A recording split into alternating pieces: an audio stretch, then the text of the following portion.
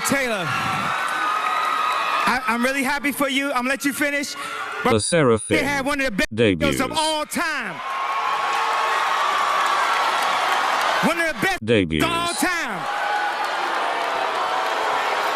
You know how when you hear an opinion so many times, you begin to adopt that opinion as your own, even if you haven't witnessed any evidence to help you form that opinion?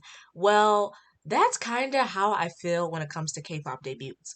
There's always this opinion by the masses that the best debut songs only happened in the second generation, and no matter how many groups come after them, their debuts will never live up to them. Even though I haven't consumed 99% of second generation discographies, K-pop fans have told me I should feel like their debuts are the greatest. But to be honest, I feel like there should be more criteria when it comes to debuts in K-pops. Were the song and B-sides produced with high quality? Did the debut do a good job at showcasing all the members? Did the debut do a good job at establishing the group's musical identity for future releases? Because if we adopt this criteria, the majority of debuts wouldn't meet it at all, but not Fearless by LE SSERAFIM. I'm here to argue that this debut is one of the best debuts of all time and the best fourth generation debut. Let's go. What does it mean to be fearless? To answer one of the questions I asked earlier, did the debut do a good job at showcasing all the members? Some line distribution fanatics might say no, as Euntae and Sakura didn't get many lines compared to the other four members, but to people that aren't oversaturated in K-pop, the answer would be yes. LE SSERAFIM's stage presence during their debut is where you see each member express themselves through their body language and facial expressions on what it means to them to be fearless.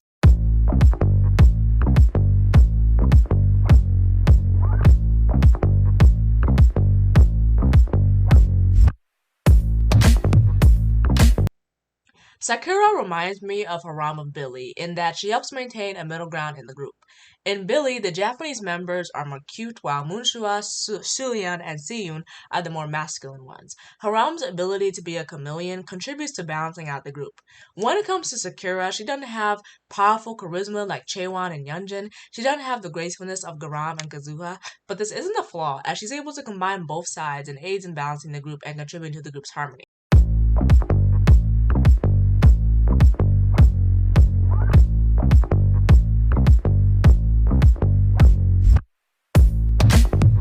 Chaewon along with Yeonjun are the most charismatic performers in the group.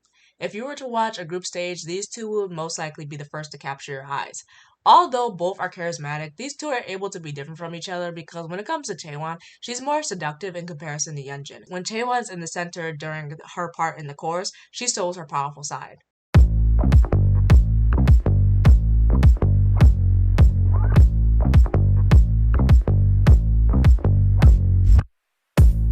Yeonjun's the most charismatic member in LE SSERAFIM, and Yeonjun shows a powerful and confident side to being fearless. She executes her dance moves with the most power out of all the members. The way she gets in front of the camera shows that she has nothing to hide and is willing to win any battle. When it comes to her facial expressions, Yeonjun's use of her eyes, eyebrows, side glances, and hair are amazing. Every time I watch Yeonjun perform, I'm in awe at how good she is.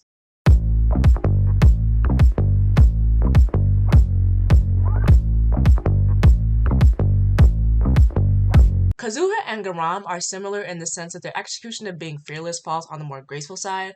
Kazuha is the rapper in the group, and compared to other female idol rappers that are either masculine like Munshua of Billy or a mix of both feminine and masculine like Ryujin of ITZY, Kazuha has a completely feminine aura. She combats this by bringing out more energy and power during her rap parts.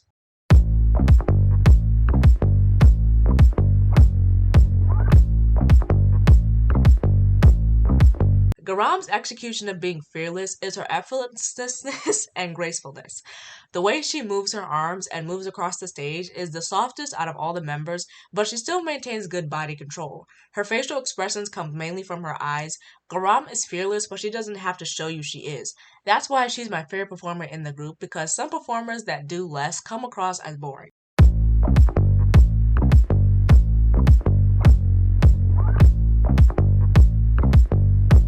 Euntae shows a more youthful and energetic side to being fearless compared to the other members. Her movements are more bouncy. She brings out a big smile while performing. She has this carefree feminine aura, and she's able to do this without throwing off the group's harmony.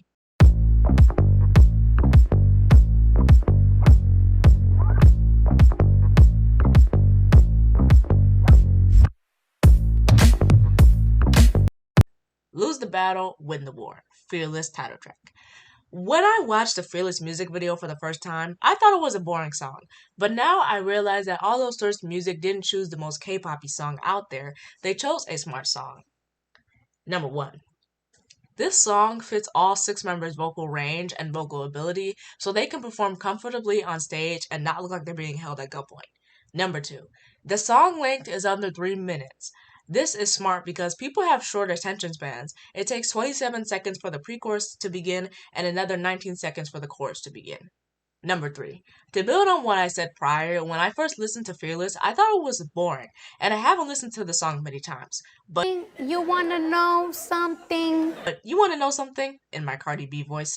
When I'm brushing my teeth and washing my face, I can't help but go, what you looking at, what you looking at, to myself in the mirror. This song is able to become an earworm due to its repetitive lines and the simple arm dance move. Number 4. To answer the question of, did the debut do a good job at establishing the group's musical identity for future releases? I would say yes. Debuting with a song that isn't groundbreaking, but also does a great job introducing LE SSERAFIM's self-confidence concept is good. Because if LE SSERAFIM debuted with something groundbreaking, they would have to deal with the pressure of living up to their debut. Like with what ITZY dealt with. Fearless is the roots and the ground for LE SSERAFIM, and their future releases will be the trunk and the branches.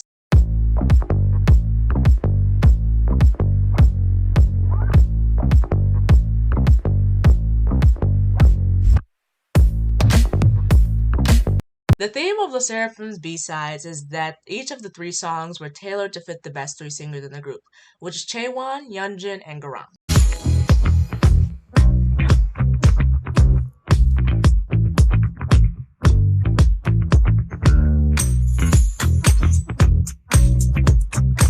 Blue Flame is a song that complements Chaewon the most. Blue Flame reminds me of Baby Blue Love by Twice, mostly at the start of the song. Blue Flame incorporates the members' falsetto a lot. The instrumental is accompanied by this slight guitar and bass. This song is the second most popular B-side on this album and was one of the most popular B-sides of 2022. This song is good if you want a poppy K-pop song.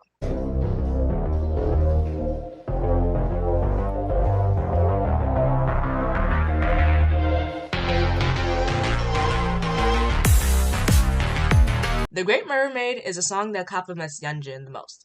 This song is EDM-ish with some deeper toned synths and autotunes. Yeonjun's husky voice adds texture to the song, and I love the way her and Kazuza's voice bounces off of each other in the chorus. This song helps establish LE SSERAFIM's members' self-dependence, as they don't need a man to save them. I recommend this song to people who love that alternative, grungy type of pop sound.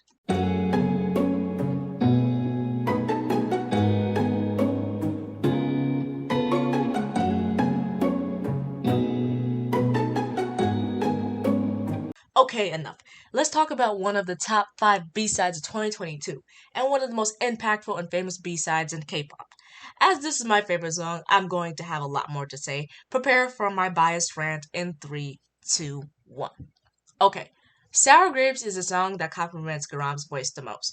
I don't think Garam is the most technically skilled singer, but something about her voice when combined with this instrumental is just heavenly. This song tells the story of a person who has a hard time obtaining love, so they begin to have resentment for something they can't have. No matter what app you were on last year, I can bet you heard Garam's bridge. And the way people are giving Garam backhanded compliments in the comments on Sour Grape videos is crazy. She contributed a lot more to this album than haters would have liked. If you have a favorite part in the song, Garam's most likely singing it, so suck that. So, to answer the final question of were the songs and B-sides produced with high quality, that is yes. The instrumental had many textures and layers combined, with the producer's smart ability to choose the singers that complement the instrumental the best. This is definitely one of the best mini albums out there when it comes to production, and this album is a no-skip, like, name one bad song. Conclusion. To end this, I believe Fearless by LE SSERAFIM was one of the greatest and most impactful debuts of all time. There are very few debuts that I can name where the majority of the B-sides went viral as if the company was releasing them as singles when it was purely fan promotion and love. Not to mention, all the members debuted as if they had been performing together for decades. Like, LE SSERAFIM's debut outperformed like veteran idols, like, let's be real. Each member had their own individuality, but were still able to harmonize together. They're performing like this for a debut. A debut! I don't spend much time on the Stan Twitter streets, so I don't know if this album is considered a great debut, but if it is or isn't, I believe people will look back at it and think of it as such. in 2022, we witnessed a masterpiece of a debut. So, Sour Grapes was the whole reason I decided to make this podcast in the first place, because I was blown away by the virality this song had, although Source Music never promoted this song at all, and it only had like 2 to 3 performances, I'm pretty sure.